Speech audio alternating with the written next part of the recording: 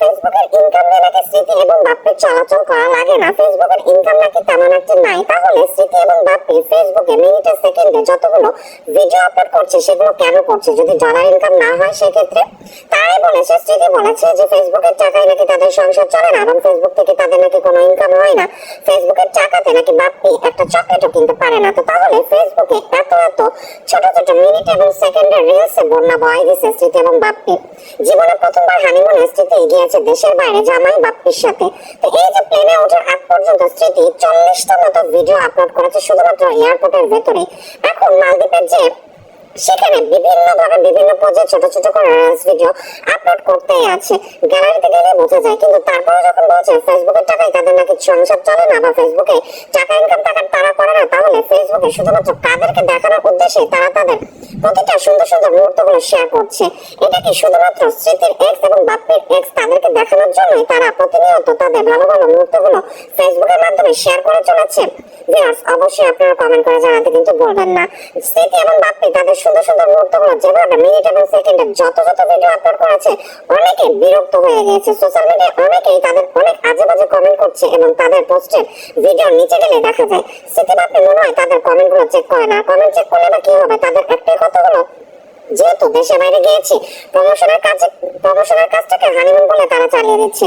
Viewers, গোপন সূত্রে কিন্তু জানা গিয়েছে স্মৃতি বাপ্পি নাকি মালদ্বীপে প্রমোশনের কাজে গিয়েছে এবং সেখানে তাদের নিকট এবং ফ্রেন্ড সার্কেলের মধ্যে থেকে এই কথাটা উঠে এসেছে তারা নাকি প্রমোশনের কাজে মালদ্বীপ গিয়েছে। তাদের বিয়ের আগে থেকে তাদেরকে একটা প্রমোশন কাজের জন্য তাদেরকে ইনভাইট করা হয়েছিল, যার কারণে স্মৃতি কিন্তু ওইভাবে ডেটটা ফিক্স করেছে। যেহেতু অনুষ্ঠান করছে এবং অনুষ্ঠানের পরে হানিমুনের একটা প্ল্যান করবে, তখনই এই প্ল্যানটা সে প্রমোশনের কাজে লাগিয়ে দিবে।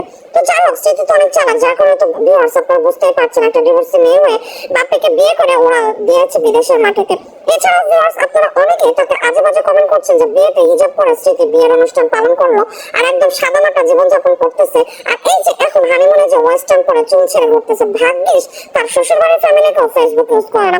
মানে মূলত স্মৃতি যখন তার শ্বশুর বাড়িতে থাকে তখনই মাথায় কাপড় দিয়ে রাখে এবং মাথায় হিজাব পরে রাখে, চুলটা বেঁধে রাখে, আর বাইরে যখন যায় তখন স্মৃতির মতো চলাফেরা করে। এই জন্যই সবাই অনেকে কমেন্ট করছেন যে তার শ্বশুর বাড়ির লোকরা হয়তো কেউ মোবাইল চালায় না বা ফেসবুক ইউজ করে না, যার কারণে তার বাড়ির বউটা তার সামনে মাথায় কাপড় দিয়ে বিয়ে করলো আর বাড়ির বাইরে যে এভাবে বেড়াচ্ছে এটা কেউ দেখতে পাচ্ছে না। তো অনেকের অনেক মন্তব্যের ভেতরে স্মৃতি কিন্তু কারো কখনো কোনো কমেন্ট দেখছে না, সে তার লাইফ সেভাবে লিড করছে যেভাবে সে চেয়েছিল। সে অনেক কষ্ট করে যেহেতু এত দূরে এসেছে, সে চাচ্ছে তার জীবনে প্রত্যেকটা জিনিস খুব সুন্দর করে এনজয় করতে এবং বাপ্পিকে ওইভাবেই স্মৃতি কিন্তু তৈরি করে নিয়েছে। এক কথায় ভিউয়ার্স বলা যায় যে বাপ্পি কিন্তু একদম স্মৃতির একদম ভেড়া দেওয়া হয়ে গেছে। তো যারা ভিউয়ার্স তারা কিন্তু প্রতিনিয়ত যে হারে সোশ্যাল মিডিয়াতে এত এত ভিডিও আপলোড করছে, তারপরে বলছে সোশ্যাল মিডিয়ার ডলারে নাকি তাদের সংসার চলে না। তো আমার কাছে মনে হচ্ছে ভিউয়ার্স মালদ্বীপে গেছে, মালদ্বীপের যে টাকা বা প্রমোশনের কাজ সেখানে ডাবল এর থেকে ডাবল টাকা তারা উঠিয়ে নিয়ে আসবে রিলস ভিডিও থেকে। ফেসবুক, ইউটিউব, টিকটক কোনো প্ল্যাটফর্মে তারা কিন্তু বাকি রাখে না ভিডিও ছাড়তে, তারপরে যখন এগুলো বলে তখন এগুলো খুব হাস্যকর। তো ভিউয়ার্স আপনাদের মূল্যবান মতামতটা অবশ্যই কমেন্ট বক্সে জানিয়ে যাবেন। আজকের মতো বিদায় নিচ্ছি। ভিডিওটা ভালো লাগলে অবশ্যই লাইক কমেন্ট শেয়ার করতে কিন্তু ভুলবেন না।